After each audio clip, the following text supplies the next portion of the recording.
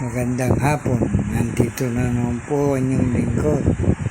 Ito na naman po ang pag-uusapan natin yung 2 pirasong 2 pence. Yan po. Ayan po siya. 2 pence.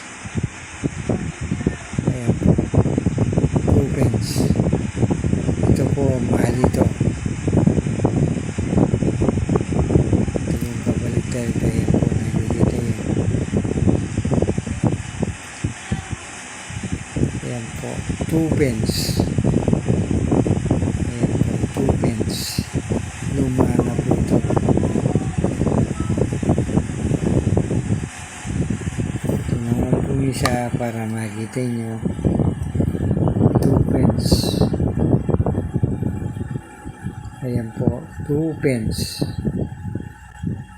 Medyo bago pa rin po ito. Ayan, 2 pence. Mas mahal po yung isa kaysa rito.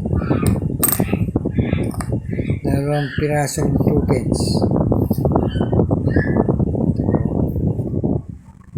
Mas mahal yung luma kaysa, mas mahal po ito yung ulit ko. Mas mahal ito kaysa dun sa isa.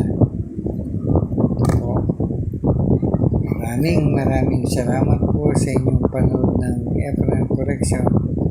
Sana po hindi kayo magsawang manood ng ulit ko. Maraming salamat po ulit.